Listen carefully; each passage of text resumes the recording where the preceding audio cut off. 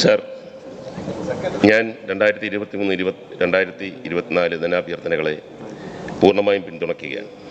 കേന്ദ്ര സർക്കാർ ഏർപ്പെടുത്തിയ സാമ്പത്തിക ഉപരോധത്തെ ഒരു സംസ്ഥാന സർക്കാർ എങ്ങനെ മറികടക്കാൻ ശ്രമിക്കുന്നു എന്ന കാഴ്ചയാണ് നാം ഇപ്പോൾ കണ്ടുകൊണ്ടിരിക്കുന്നത്. പഴയ കോളനി ഭരണത്തിൻ്റെ ഹാങ് ഓവർ കേന്ദ്രം ഭരിക്കുന്നവരിൽ ഏറിയും കുറഞ്ഞും നിലനിൽക്കുന്നുണ്ടെന്നാണ് തോന്നുന്നത്.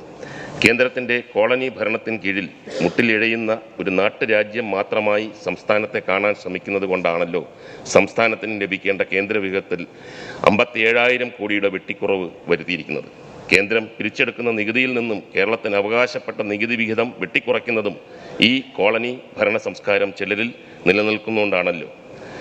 ഇനി അടുത്ത് പറയാൻ പോകുന്നത് പല മെമ്പർമാരും ഇവിടെ പറഞ്ഞതാണെങ്കിലും കൂടെ പറഞ്ഞെങ്കിൽ മാത്രമേ ചിലർക്ക് മനസ്സിലാവുള്ളൂ. അതുകൊണ്ട് ഒരിക്കൽ കൂടി റിപ്പീറ്റ് ചെയ്യുകയാണ്. നികുതി ഇനത്തിൽ 65 രൂപ സംസ്ഥാനം പിരിച്ചെടുത്താൽ 35 രൂപ കേന്ദ്രം നൽകണം എന്നതാണ് കേന്ദ്ര ശരാശരി. പക്ഷേ കേരളം 79 രൂപ തനത് നികുതിയായി പിരിച്ചെടുക്കുമ്പോൾ കേന്ദ്രം തരുന്നത് 21 രൂപ, അതായത് 100-ൽ 21 രൂപയാണ് കേന്ദ്ര സംഭാവന. ഉത്തർപ്രദേശിൽ 100-ൽ 46-ഉം ബീഹാറിൽ 100-ൽ 70 രൂപയുമാണ് സർ. റിസർവ് ബാങ്ക് ഓഫ് ഇന്ത്യയുടെ സ്റ്റേറ്റ് ഫൈനാൻസ് റിപ്പോർട്ടിലെ കണക്കാണ് ഞാനിവിടെ ഉദ്ധരിച്ചത്. ഇതിനെതിരെ സംസ്ഥാനത്തിൻ്റെ അവകാശങ്ങളെക്കുറിച്ച് പറയുമ്പോൾ പരിഹസിക്കുന്നവരുടെ കൂട്ടത്തിൽ പ്രതിപക്ഷവും കൂടി ഉൾപ്പെടുത്തുമെന്ന് അറിയുന്നതിൽ വൈരുദ്ധ്യവും വിഷമവുമുണ്ട്.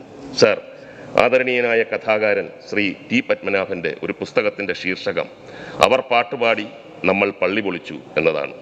ബാബരി മസ്ജിദ് തകർക്കപ്പെട്ടതിൻ്റെ പശ്ചാത്തലത്തിൽ രൂപം കൊണ്ട ലേഖന സമാഹാരമാണിത്. വിഖ്യാത ഗായകരായ അബ്ദുൾ കരീം ഖാൻ, ഗുലാം അലി, ഉസ്താദ് വിലായത്ത് ഖാൻ തുടങ്ങിയവരുടെ സംഗീത ജീവിതവും മതേതര ചിന്തകളും കോർത്തിണക്കിക്കൊണ്ടുള്ള ടി പത്മനാഭൻ്റെ നിരീക്ഷണം ഏതുകാലത്തും പ്രസക്തമാണ്. അദ്ദേഹം തൻ്റെ പുസ്തകത്തിൻ്റെ നൽകിയ ശീർഷകം ഒരിക്കൽ കൂടി ഞാൻ ആവർത്തിക്കുന്നു. അവർ പാട്ടുപാടി നമ്മൾ പള്ളി പൊളിച്ചു. അതെ, ഞങ്ങൾ സമരം ചെയ്തു, നിങ്ങൾ സമരം പൊളിക്കാൻ നോക്കി. ഞങ്ങൾ കേന്ദ്ര അവഗണനയ്ക്കെതിരെ ഡൽഹിയിൽ പോയി പ്രതിഷേധിച്ചു, നിങ്ങൾ കാസർഗോഡ് മുതൽ മൈക്ക് വെച്ച് കെട്ടി ഞങ്ങളെ പരിഹസിക്കുന്നു. സാർ, ഗാന്ധിയനായ ടി പത്മനാഭൻ കോൺഗ്രസ്സുകാരനാണെന്നതിൽ അഭിമാനം പങ്കുവെക്കാറുണ്ട്. ഇന്നത്തെ കോൺഗ്രസ്സുകാരനല്ലെന്ന് പ്രത്യേകം അദ്ദേഹം ഓർമ്മിപ്പിക്കാറുണ്ട്. സാർ, കേന്ദ്രത്തിലെ BJP ഭരണത്തോടുള്ള ഇടതുപക്ഷത്തിൻ്റെ എതിർപ്പ് കേന്ദ്രവിഹിതം കൂട്ടിത്തരുന്നതോടുകൂടി തീരുന്ന ഒന്നല്ല, നയത്തിൻ്റെയും ആശയ അടിത്തറയുടെയും വിയോജിപ്പാണ്. സർവാധിപത്യത്തിനും ന്യൂനപക്ഷ വിരുദ്ധതയ്ക്കുമെതിരായ ചെറുത്തുനിൽപ്പാണ് ഇടതുപക്ഷം നടത്തുന്നത്. സാർ, അയോധ്യ ഒരു തുടക്കം മാത്രമാണെന്ന് തോന്നുന്നു. യോഗി ആദിത്യനാഥ് ഇക്കാര്യം കഴിഞ്ഞ ദിവസം വെളിപ്പെടുത്തിയത് മാധ്യമങ്ങൾ റിപ്പോർട്ട് ചെയ്തിരുന്നു. മധുരയിലേക്കും കാശ്മീരിലേക്കും ബുൾഡോസറുകൾ നീങ്ങുമെന്നാണ് അദ്ദേഹം നൽകിയ സൂചന. മതേതരത്വത്തെക്കുറിച്ച് പാടാൻ ഞങ്ങളും പൊളിക്കാൻ നിങ്ങളും എന്ന അവസ്ഥ. സാർ, പഴയതിലേക്കുള്ള സംഘപരിവാർ ശക്തികളുടെ തിരിച്ചുപോക്ക് യാദർച്ഛികമല്ല, കേവലം ഒരു വികാരത്തിൽ നിന്നുണ്ടാകുന്നതുമല്ല. തിരിച്ചുപോക്കിനും പള്ളി പൊളിക്കലിനും കൃത്യമായ അജണ്ടയുണ്ട്. പ്രശസ്ത എഴുത്തുകാരനായ ജോർജ് ഓർവെൽ 1984 എന്ന തൻ്റെ കൃതിയിൽ ഇത്തരം പ്രവണതകളെ വിഭാവനം ചെയ്യുന്നുണ്ട്. Who controls the past controls the future എന്ന് ജോർജ് ഓർവെൽ എഴുതിയിട്ടുണ്ട്. പഴയത് നിയന്ത്രിക്കുന്നവർ പുതിയതിനെയും നിയന്ത്രിക്കും. ചരിത്രം തികഞ്ഞ് ഭൂതകാലത്തെ വരുതിയിലാക്കാൻ നോക്കുന്നവർ ഭാവിയെ കീഴടക്കാൻ കണക്ക് കൂട്ടുന്നവർ തന്നെയാണ്. ഈ സർവാധിപത്യ ശക്തികൾക്കെതിരെയാണ് ഇടതുപക്ഷം പ്രതിരോധം ഒരുക്കുന്നതും പ്രതിപക്ഷം അത് കണ്ടില്ലെന്ന് നടിക്കുന്നതും. സർ, കേന്ദ്രത്തിനെതിരായ ഇടതുപക്ഷത്തിൻ്റെ പ്രതിരോധത്തെ പരിഹസിച്ചതുപോലെ പ്രതിപക്ഷം ഏറ്റവും കൂടുതൽ അപമാനിക്കാൻ ശ്രമിച്ചത് നവകേരള സദസ്സിനെയായിരുന്നു. നവകേരള സദസ്സിനെ ജനവിരുദ്ധ നടപടിയായി ചിത്രീകരിക്കാൻ ശ്രമിച്ച് പരാജയപ്പെട്ട പ്രതിപക്ഷത്തിന് ഓരോ സദസ്സിലും വന്നുകൂടിയ ജനക്കൂട്ടത്തെ കണ്ട് കണ്ണു തള്ളിപ്പോയി എന്ന് പറയാതെ നിവർത്തിയില്ല. ഒരു കാര്യം ഞാൻ നിസ്സംശയം കാണിക്കാൻ ആഗ്രഹിക്കുന്നു. നവകേരള സദസ്സിനുണ്ടാക്കിയ പ്രത്യാഘാതത്തിൽ നിന്നാണ് കോൺഗ്രസിൻ്റെ സമരാഗ്നി ജാഥ പുറപ്പെട്ടത്. അനുകരണമാണ് ഏറ്റവും വലിയ കലാവിദ്യ എന്ന് അരിസ്റ്റോട്ടൽ പറഞ്ഞിട്ടുണ്ട്. അതുകൊണ്ട് കുഴപ്പമില്ല. യാത്ര തീരുന്നതോടെ നവകേരള സദസ്സും തീരും എന്നായിരുന്നു വിമർശനം. അത് മറ്റൊരു തുടക്കമായിരുന്നുവെന്ന് ചിന്തിക്കുവാനുള്ള ശേഷി പ്രതിപക്ഷത്തിനുണ്ടായിരുന്നില്ല. സർ, നവകേരള സദസ്സിൻ്റെ ഭാഗമായി ഉയർന്നു വന്ന നിർദ്ദേശങ്ങളെ തുടർന്നുണ്ടായ പ്രോജക്റ്റ് രൂപീകരണത്തിന് ആസൂത്രണ സാമ്പത്തിക കാര്യ വകുപ്പിൻ്റെ കീഴിൽ 35 കോടിയാണ് ബഡ്ജറ്റിൽ വക വിളിച്ചിട്ടുള്ളത്. ഇതുകൂടാതെ വിശദമായ പദ്ധതി റിപ്പോർട്ട് തയ്യാറാക്കുന്നതിന് ഓരോ നിയമസഭാ മണ്ഡലത്തിലും 25 ലക്ഷം വീതവും അനുവദിച്ചിരിക്കുന്നു. നവകേരള സദസ്സിലെ നിർദ്ദേശങ്ങളുമായി ബന്ധപ്പെട്ട പദ്ധതികൾക്കായി സംസ്ഥാനത്തെ വിവിധ വികസന പദ്ധതികളിലായി 1000 കോടി ചെലവഴിക്കുമെന്ന് പ്രഖ്യാപനം നവകേരള സദസ്സിനെ പരിഹസിച്ചവർക്കുള്ള ചുട്ട മറുപടിയാണ്. സർ, കഴിഞ്ഞിടെ ഫിഷറീസ് സാംസ്കാരിക വകുപ്പ് മന്ത്രിയുടെ ഒരു പ്രസ്താവന കേട്ടു. മത്സ്യത്തൊഴിലാളികളെ സംബന്ധിക്കുന്ന എല്ലാ കരുതലും ആ പ്രസ്താവനയിലുണ്ടായിരുന്നു.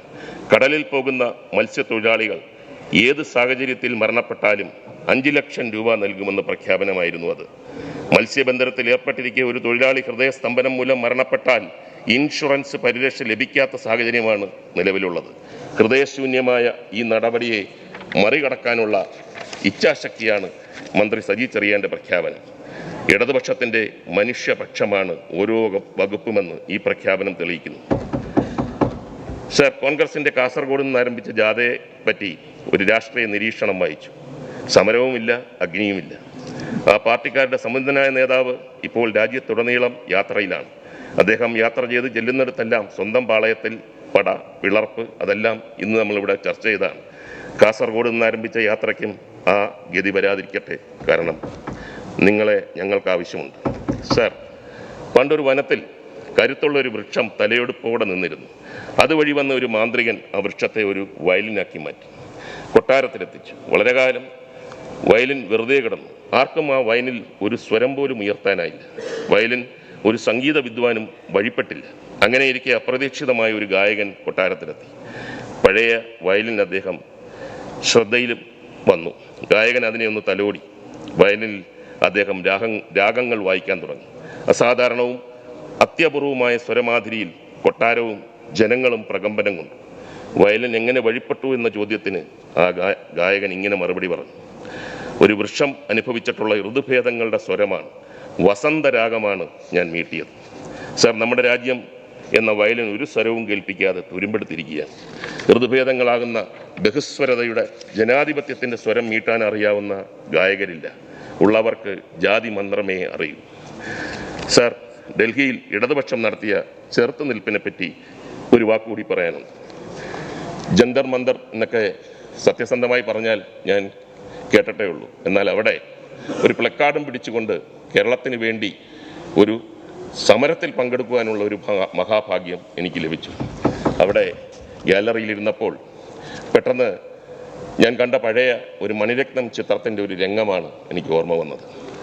റോജ എന്ന സിനിമയിൽ തമിഴ് മാത്രം അറിയാവുന്ന ഒരു പാവം പെൺകുട്ടി തൻ്റെ ഭർത്താവിനെ കാണാനില്ല എന്ന് വടക്കേ ഇന്ത്യയിൽ ഒരു പട്ടാള ക്യാമ്പിൽ പോയി വലിയൊരു ഓഫീസറിൻ്റെ അടുത്ത് പറയുന്ന രംഗം. തമിഴിൽ ആ കുട്ടി കരഞ്ഞുകൊണ്ട് പറഞ്ഞപ്പോൾ അടുത്ത് നിൽക്കുന്ന ഓഫീസർ പറയുന്നു, ഹിന്ദിയിൽ പറയൂ എന്ന് പറഞ്ഞപ്പോൾ ആ ഓഫീസർ, വേണ്ട, തമിഴ് എനിക്ക് അറിഞ്ഞുകൂടെങ്കിലും ഈ ഭാഷ എനിക്ക് മനസ്സിലാകും. ഞാനിത് പറഞ്ഞത് ശ്രീ കേജ്രിവാൾ, ഡൽഹി മുഖ്യമന്ത്രി, അദ്ദേഹം പ്രസംഗിക്കാൻ വന്നപ്പോൾ ഞാനും എന്നെപ്പോലെ പലരും ആഗ്രഹിച്ചു കാണും, ഒന്ന് ഇംഗ്ലീഷിൽ പ്രസംഗിച്ചിരുന്നെങ്കിൽ പല കാര്യങ്ങൾ മനസ്സിലാക്കാമായിരുന്നു. എന്നാൽ അദ്ദേഹം ഹിന്ദിയിലാണ് പ്രസംഗിച്ചത്. ആദ്യത്തെ 2 മിനിറ്റ് ഒരു പകർപ്പുണ്ടായെങ്കിലും അത് കഴിഞ്ഞ് അദ്ദേഹം പറഞ്ഞ ഓരോ വാചകവും എനിക്കും അവിടെ കൂടിയിരുന്നവർക്കും മനസ്സിലാക്കി.